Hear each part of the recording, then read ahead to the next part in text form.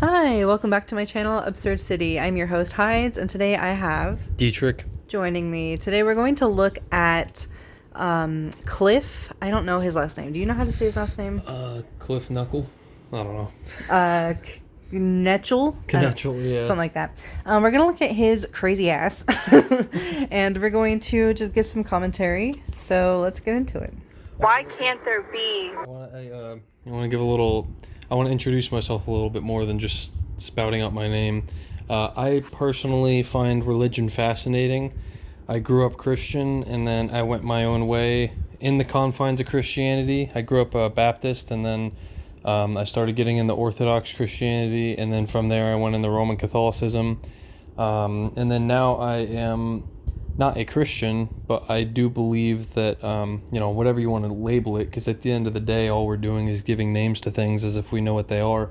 But we can only speculate. So, God, higher power, universe, spirit, whatever you want to call it, I do believe in something. There is an intelligent force that is obviously, even if you're an atheist, you can see that there's something obviously going on around us that's causing everything to run cyclically. So, the main difference for me, as opposed to somebody like this guy in this video, is this is one of the main differences. I don't believe that time is linear. I think that it's cyclical now. Whereas I literally grew up with that idea that time is linear being implanted and ingrained into my brain. So I don't believe that. And this is coming from someone who finds theology and religion fascinating. So I don't have, I didn't go to Bible college or anything, but I did study a lot of the Bible, and You got close to going to Bible college. oh yeah, I got very close. I was going to become a priest. You were kind of being pressured into it. Yes, yeah. For context, one of my family members, one of my parents, is a very strict, very, very, very strict Christian. So that had strict for other people, not so much themselves. Yeah, there you go. But we don't need to get into all of that. Right. But yeah, same. Yeah, I just wanted to give some background because I do really like religion. I don't like what organized religion does to a human mind, but I find it fascinating because I love history. So I think religion is fascinating. I'm not the biggest fan. I can, obviously tolerate it. It's not that big of a deal to me as long as people stay in their own lane and don't try to enforce their beliefs on other people, which is kind of like one of the cornerstones of Christianity to do. They tell them to do that all the time. That's why we have evangelicals. They're forcing their religion on other people all the time. Agreed. But anyways, yeah, so let's get into it. Oh, yeah, this is a perfect video to react to, by the way. All religions do not say the same thing. Yeah. For what you were just talking about. Yeah, I actually have the book right next to me by Aldous Huxley. It's called The Perennial Philosophy.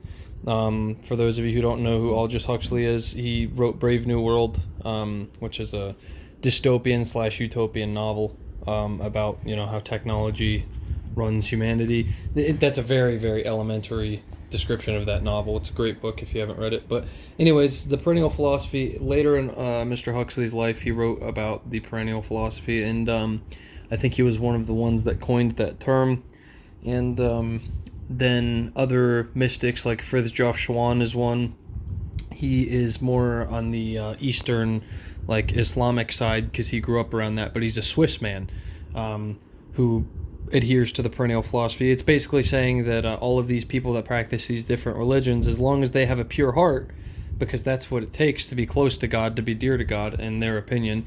If you have a dear relationship with God within your own heart, then you would be under that perennial philosophy spectrum. Yeah. So I believe divinity lives within us, and we can achieve higher consciousness were we to pursue it.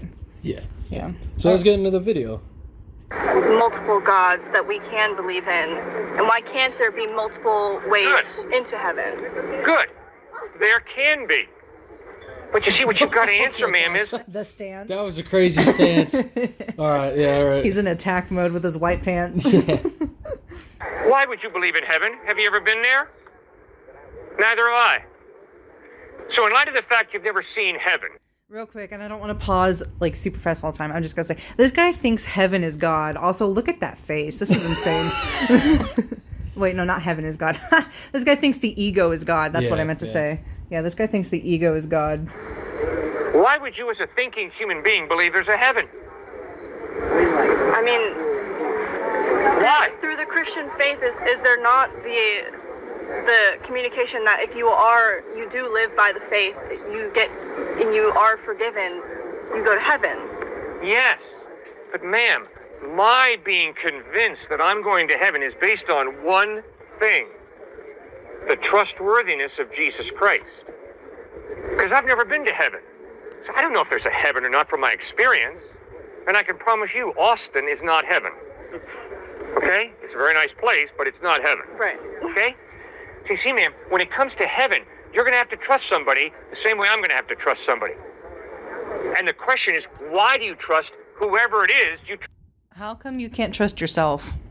If you have to put trust, and you have to place trust on everything external to you, why can you not trust yourself? Well, before we get back into it, what I was taught was that you can't trust yourself, because it says that in the Bible. What sense does it make to put trust in external, like, things and people that are external to you, when those people can't trust themselves either? That makes no sense. And my thing is like, so you have to trust yourself if you're going to trust Jesus even. Do you understand that? Everything starts with you first. It's your perception. It's your consciousness awakening. You have to trust your perception of the message that you're receiving of Jesus Christ being the only way. It's not you just excluding yourself and just trusting Jesus. That's not how that works. You are making the choice. Yeah, it's you. It begins and ends with you. It all begins and ends with you every single time. And they don't really understand that in like a way that like matters and makes sense and is functional. Trust. So because Muhammad contradicts Jesus, and because Jesus contradicts the avatars of Hinduism, and because the avatars of Hinduism contradict Siddhartha Gautama Buddha, and because they all contradict Baha'i faith, you've got to be on the intellectual level of a cockroach if you say they're all saying the same thing. They're not, man. All right, first of all... That's insulting. Yeah. First of all. Second of all, they don't all contradict each other. So there are doctrines within these labels. Okay, once again, getting back to it, we give labels to things. We say that this is Christianity. However, your Christianity could be completely different from my Christianity because you're an ex-drug addict and you came to Christ that way. I was raised in it. Do you understand? So that's a different form of Christianity. We have different views of Christ. Christ took the needle out of your arm or whatever. It took the pipe out of your mouth. And Jesus was just in my home ever since I was a kid, and I was abused religiously. I was told that I don't know anything, that the Bible knows everything that I need to know, and I need to put all of my trust in it. Verbatim, that's what I was told, okay? So there are different forms of Christianity, right? And those forms contradict each other within this one label we call Christianity. You have Protestantism, you have thousands of different Protestant churches, and they all contradict each other, and they contradict the Catholic Church, which says it's the one true church, right? So there's contradiction wherever you look. However, the thing is, and this is why this doesn't apply to the perennial philosophy, is because every single one of these paths in different cultures, in different parts of the world, in different time periods, all adhere to the same principle, and that is to find God within thyself and to adhere to the Holy Spirit within your own being.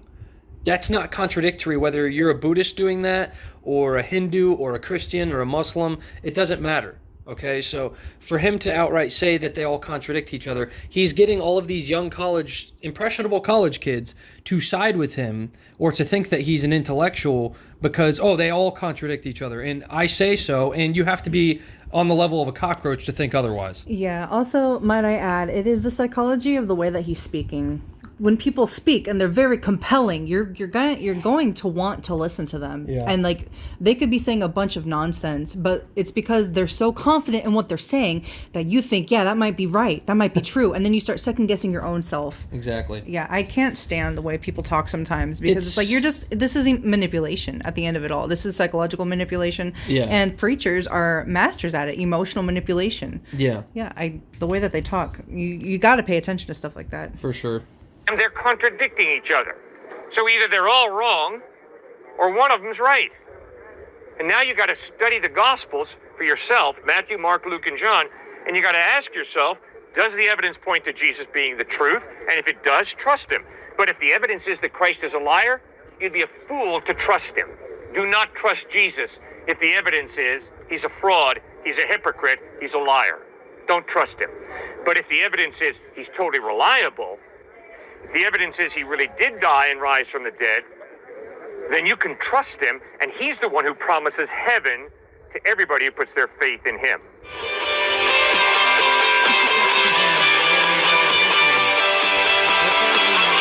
We're not going to react to this whole thing. Oh, no, absolutely not. That would be way too long, but we might do it in parts. Yeah. So stay tuned. A lot of my friends are atheists and agnostic, okay? I have a hard time believing that. I can't imagine he actually like hangs out with atheists and We agnostic. said were, so maybe maybe back in the day. Which would amplify. I want to know his backstory. Actually, we should look into that one day. Yeah. What's your backstory, sir? Which How'd would- you get here? That would amplify him becoming more of a Christian and hence a preacher. Yeah, let's listen to what he's And got. here's something that my atheist agnostic friends have to acknowledge if they're being intellectually consistent. Because they believe there's no heaven, no day of judgment, that has big implications for now, today. And the implication is what you and I do with our lives is ultimately meaningless. Why? All right, so yeah, I don't mean to interrupt what he's saying because he's talking from an atheistic standpoint, about basically nihilism, pessimism. But I do want to point out that once again he's talking in a linear time frame. It's like the day of judgment, capital Yeah. D, capital J, day of judgment. It's coming. It's coming. It's coming. It's just like what they do with there's this comedian I was watching, and he was talking about fossil fuels, how they keep telling you, oh, we're running out, we're running out, we're running out. They've been saying we've been running out of fossil fuels for ages now. And then the same thing with religions. The day of the Messiah has been coming for ages now. And like prophecies, when you can just make it up. Yeah, and also prophecies can come true without others coming true as well. But the main thing is this is why I paused, and I'll press play here in a second. But you really make merit off of fear. That's what religion is. It's getting people afraid of their sins and getting people afraid of the world ultimately. Yeah, and I have something I want to say. Two things. One, he is starting from the stance that he's already correct. He doesn't have an open mind. He's not going to learn. He's not going to change his mind. He is coming from his perspective of he is right and everything he thinks and everything he says is correct. Yeah. So it's really like pointless to even like talk to someone like this unless you just want to have like a conversation and just like yeah, I totally agree. Or you just want to argue with a wall. Go for it, which I guess is what we're doing right now. But and then the other thing I want to say is there's this video that I watched the other day about prophecy and the manipulation of prophecy, and I'll link it in the description box if anyone wants to check it out because it was really good. And it talks about how like prophecy is a farce because you can just make it up, and that's what people do all the time. They just make stuff up. Yeah. Why? Where are Hitler and Mother Teresa if there is no heaven and no hell? Where are Hitler and Mother Teresa? The same place. The fertilizer pit. They're decomposing. Which means, ultimately, it does not matter whether you are Adolf Hitler II or whether you're Mother Teresa II, because we're all going to the same place, the fertilizer pit. You see, Jesus says, no, there is eternity out there, and there's a heaven and a hell, and there's a day of judgment, which means the decisions that you make today. Before he even says it, once again, this is coming from somebody who's well-versed in Christian apologetics, because I used to defend my faith. He's getting into the argument of good and evil, arguing God from good and evil. And this is, I just want everybody out there to know, this is a very, very, very surface level argument. It's not deep at all. You're going to say something? No, just that I agree with you. Oh, okay. Are really significant. They really matter. And you are really valuable. Because God wants you to live for eternity with him in heaven. Now he's appealing through emotion. And becoming fertilizer. Loving deal. Yeah, it kind of drives me nuts. This woman is probably a young woman. This is a college campus, I assume. Yeah. That she's just shaking her head and agreeing with him because she's a very agreeable person. She's probably a really friendly person. Mm-hmm. And so like it drives me freaking nuts. People watching this, they're gonna be like, oh, she's shaking her head. Yes. Oh, maybe this makes sense. No. Is not God's plan for you and desire for you. Does that make any sense? Yeah, of course. Thank you so much for raising that. Yes, sir. There's been a couple issues of things that you've been saying that I have questions, but I'm just going to do a quick short one. One of my main questions that I always have Yeah. It's just that given what you touted earlier, a tri-omni God, a omnibenevolent, omnipotent, omniscient, just all-powerful, all-knowing, all-caring, how do you explain that? My dude's looking like he's in a Pokemon battle. The way he's circling around. Existence of evil and suffering. You bet. Very slowly, having to acknowledge I can't give you a complete answer. I do not know ultimately why God allowed evil, suffering, and death. But here's my first point. Hang on one second. Not only does he allow it, but if you read your Bible, it also says that he creates it. Yeah, he is it. They're the same thing. Satan and God are the same entity. They're the same thing. They're two sides of the same coin. There's no God opposite. Right. I mean... There's no white God and black God. You know, it's for real. like... And also, like, think about it. Think about how this doesn't make any sense at all. If there's an ultimate good, your ultimate savior, then that means there's an ultimate evil. Mm-hmm. And, like, you're telling me just God wins... How? That would mean they're equally matched. Yeah. It's almost like it comes down to your perspective and what you want. It's almost like maybe it's up to you. Yeah. If you're an atheist or if you're an agnostic, what is your solution to the problem of evil and death? My solution to the evil problem? The solution. What is your solution to the problem of evil and death? If you're an atheist, if you're an agnostic. Is he saying the problem of evil and death? Yeah. I mean, death is a natural part of life. We got to stop fear-mongering around that. Yeah. Like, it's going to happen to everybody. There's no point in being afraid of it. The solution for everybody is to be as good as possible. I mean, everybody should aim for being good. According to their own definition of good, right? Becoming, own definition good, whether it's objective good from God or objective good from another source. Well, remember, the atheist or agnostic says either there is no God or I don't know whether there's a God. Yeah. So good is not defined by God if you're an atheist. Yeah. If you're an atheist, good is defined by your culture or by the power elite or by yourself or by majority opinion. It could be just defined as good. It's just good just exists, whether God or not. How can good... So he, it sucks. It sucks that the people that are speaking are not good at articulating themselves. And I mean, it's hard to on the spot. Yeah. But the thing is he's not the guy's not making any solid points. No, he's not. Well, neither one of them. Neither one of them are making solid points. That's fine though. Yeah. It's just a conversation. But the thing is the answer to it to this is you don't need the Bible, you don't need religion to tell you that evil or good exist, and you also don't need religion to tell you what evil and good are, right? Because if you see a kitten get kicked by someone, you're going to step in because, okay, biologically speaking, that kitten is a helpless little animal, it's a baby animal, and that grown-ass person just kicked that small helpless animal, so you know in your head, okay, that's wrong. You don't need the devil outside with a pitchfork to convince you that, that's why that's happening. Essentially a threat. You don't need a threat to tell you to be a good person. I mean, some people do, and a lot of them are called Christians. Yeah. But you don't need that. You don't need to be threatened with eternal hellfire and suffering and torment to be kind and empathetic towards others and all of creation. Right. Yeah. Just exist. Good could possibly, because I don't know if there's a God or not. Mm-hmm. But I mean, if there is such a thing as a God that is out of time, like that is eternal, why can't other concepts like good just be out of time and eternal, just a thing that exists like God? Okay. Sir, good is an intangible value. You cannot see good.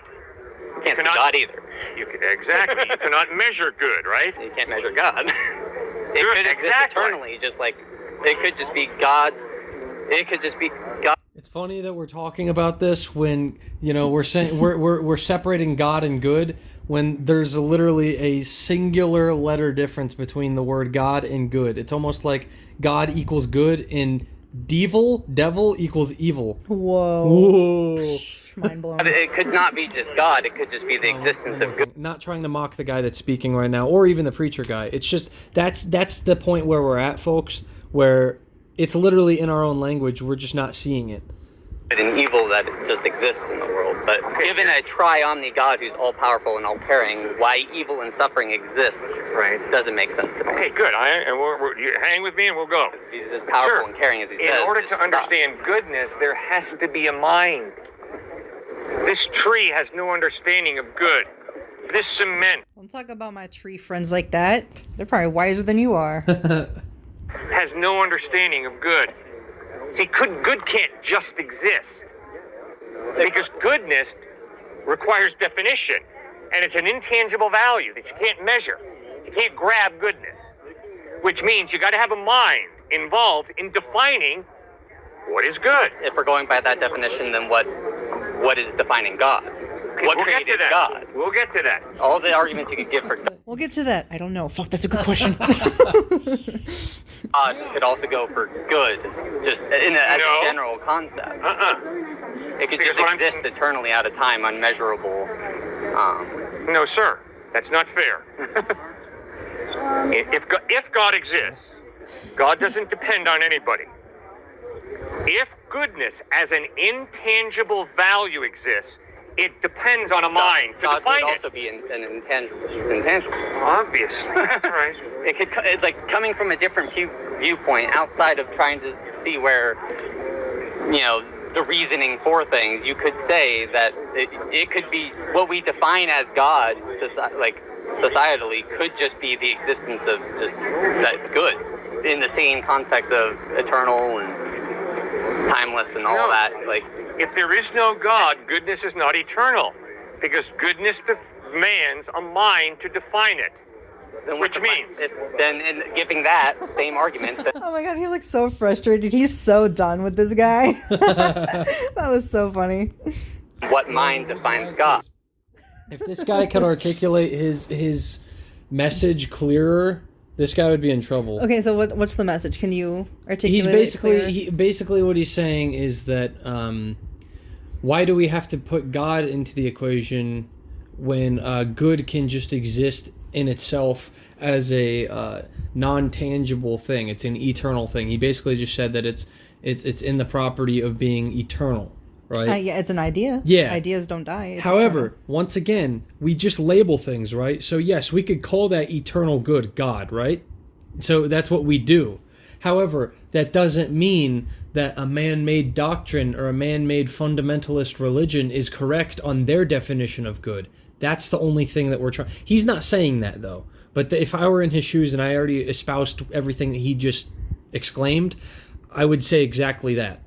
That's just my opinion. But what he's saying, without really saying it too well, because as you can see, his words are broken and all that. I think this guy, what's his name again? I forget. Who, Cliffe? Cliffe, yeah, Cliffe. I think this guy, Cliffe, specializes in putting people in corners without making them feel like they're in a corner necessarily. But as you can see, we literally just saw in the frame beforehand, he was kind of pissed. Specializing in gaslighting. Gaslighting into... There would be something above him if something has to make him or define him. No, God can be an eternal being without beginning, without end. I don't think you see my point. And God's a man. And an eternal being and a man. And also... Because that makes sense. Time is linear, but God is not linear. I don't get it. Just goodness could be the same thing. You're not listening, sir. You're giving goodness a different definition. No, sir, you're not listening to me, and I don't appreciate it. I've told you flat out, and I think you're smart enough to get this point. Goodness demands some mind to define it. The tree, the cement, has no ability to understand goodness. You've got to have a mind. Do you see that, or do you disagree with me? This man would go nuts for Hermeticism. I think we're coming to different definitions of good, because then, there's still... Outside of that, though, given your definition of good, still, why is evil or suffering? Forget my definition of good. Your definition of good. I'm just saying, given yours, why does evil and suffering exist? All right, all right, You're fine. evading that part of the question. You want to meet God? I'll show you where God is. But, sir, I got a real problem with your thinking, all right? I don't think you're being honest with yourself. That's not fair. So crazy. We love that tactic. I used to hear stuff from that aforementioned family member that sounded just like that. Yeah, you sound crazy right now. I don't think you know what you're talking about. Satan is in you. I literally That's was not told fair. that. Yeah, Satan's in you. Yeah. Yeah. That's a tactic and a half. Yeah, my mom used to scream that the devil's attacking her like every Sunday in my childhood because she was like bipolar, like she's mentally ill, and she'd be like, the devil's attacking me, and like using that as an excuse to like abuse her family members. People Ridiculous. are nuts. You know very well that I've cornered you totally, intellectually. You know very well that you cannot have goodness without some type of mind to create and define it. It's That's not what we're saying. Yeah, and that's what I said. Like, this guy, he's coming from the perspective and the standpoint that he's right. He's no matter what you say to this guy, he's never going to like like just be like, oh yeah, that makes sense, that's right, oh maybe I need to rethink this. He's never going to do that. And also, he's the one that keeps separating God and good. He's the one that keeps separate. Well, good exists, but good hasn't always existed, but God has. Yeah. So therefore, God created good. But what if God is just goodness, right? That's what we call God. Like holiness, holy behaviors and actions and thoughts, like being a righteous person. What an astronomical way of thinking that is. Right, mind-blowing. Well, we're just under 30 minutes in. I don't know how much longer you want to go for. No, we can cut it here and pick up where we left off in part 2. Okay, so let us know what you guys think in the comments below. Thank you so much for watching this with us, and yeah, let us know what you think. I'm interested in hearing that. And like the video if you like it, dislike it if you dislike it. Let us know why you dislike it.